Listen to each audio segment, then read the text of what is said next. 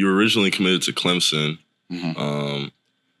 for Coach Venables, I guess. And then I was just going to kind of ask, you know, how much of a deciding factor was him coming to Oklahoma for you, or kind of like, what was that communication like? Because I know originally, like, he wanted everyone who was committed to Clemson to kind of stay at Clemson. So kind of how was that experience? Yeah, he was probably the biggest, if not the biggest factor in my decision that I ended up making that decision, going to Clemson and then ultimately switching here. I mean, just talking to him every day and how hard he recruited me personally, and just making it so clear, like the vision he had for me and how he was going to coach me and where he saw me going, and, you know, just the success he's had coaching players like me in the past, and, you know, like, you know what he can do, and, you know, his passion, like he was definitely a big factor. And I decided pretty quickly, you know, I went to a lot of places and was pretty heavily recruited, but like he really stood out for me. And like, I realized like this was the guy I wanted to play for, you know, like he's really going to push me and challenge me. And y'all see it too, like the amount of passion and energy he has. And like, he takes us to levels that we can't take ourselves, you know, that as a coach's job. So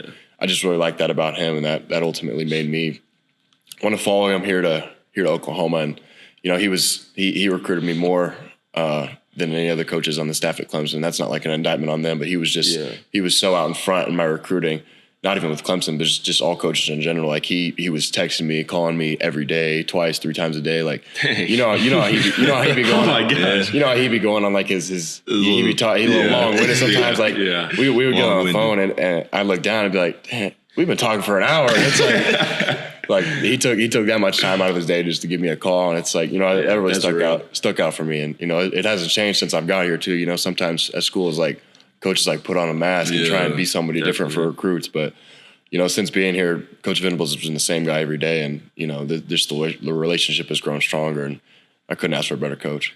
Honestly, yeah. So what would you say your like top 3, top 5 was? Because I know you're pretty heavily recruited. And then was there like schools that wanted you on offense opposed to defense, stuff like that? Yeah, there was a couple that wanted me as like a running back or maybe like a slot receiver. It was kind of 50-50 between most schools. I think the majority of them thought that I would have more success on the defensive side of the ball. And then I'd say probably my top schools were Oklahoma with the previous staff, Georgia, and then Clemson, probably in that order, Clemson, Georgia, Oklahoma. And then obviously when Coach V left from Clemson and came to Oklahoma, it was kind of here or Georgia.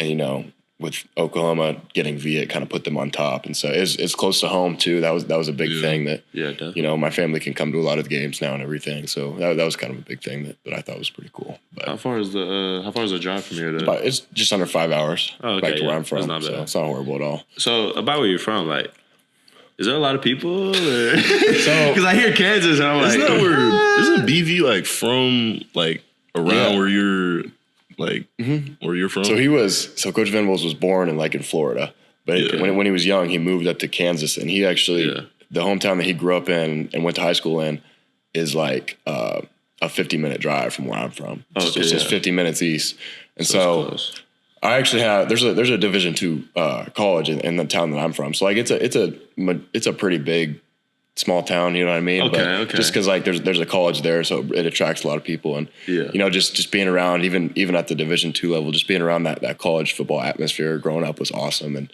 you know, I love where I'm from. I love the people I'm from, and I love their support. But you know, some people hear like Kansas, like Western Kansas, like, you just be in the middle of nowhere. And like I think it's funny because I actually do live like there's a wheat field in front of my house. Like I live in a neighborhood, but you look out my front door and it's like a giant wheat field. I remember he sent a video of like him driving in like the sidewalk. I remember that video. I was like, where is he? We have like these big 12-foot sidewalks right by my house, and like my driveway connects right to it. And sometimes I just be messing around. I just drive up on the sidewalk. That's so crazy. You can ask my mom. They think it's. Why are the sidewalks so big? I don't know. They just like Kansas vibe. Is it for the tractors? I don't know. It's not for the tractors. This is crazy. Wow, they just drive on the road. They drive on the road. So they have to go with the traffic. I don't know. What? Okay, bro. Yeah, you told me that doesn't make sense. I guess. Yeah, you get caught behind a tractor or a combine every once in a while. Yeah, see? You're down there during harvest season. But I actually used to drive a tractor back in my day. Back in the day, it's crazy. That's crazy. Yeah, I'm not going to sit here and act like I didn't either. Nebraska. You drove tractors? When I was like young, yeah. Because like... working the cornfield. I was born in the city, but then I like moved to the country for like... I want to say till I was like 7, 8. So I heard he's a a country boy. I was a little country boy for a little bit, but I had to get back to my city ways. You know what I mean? I feel you. Country boy. So small town, right? Not a lot of things to do, I'm assuming. Not much to do where I'm from. So what did you do for fun? So it's just if it's illegal, you don't have to say. I'm just no. I really me and my friends and the people I hung around, I kept my circle pretty tight. The guys I hung around, we didn't like doing too many illegal things. But okay. When there's not a lot, gotta keep it. When there's not a lot going on, and add that with the Division II college, like growing up, like we saw these guys playing college football, and like me and my buddies, like we made it pretty clear, like at a young age, like I think it'd be cool if we all played college sports. And so like the guys that I hung around and we grew up, we always for fun we would work out or we would train, we'd play sports and do all this stuff. And so actually, like 3 of my buddies I grew up with went D1, including me, from this like small town. So it was cool. Like we all pushed each other growing up and worked out and played sports for fun. And other than that, just hung out, played video games, all the regular stuff that you do as kids. But when there's not a lot going on, there's a gym and there's football fields and you can play sports pretty much anywhere. So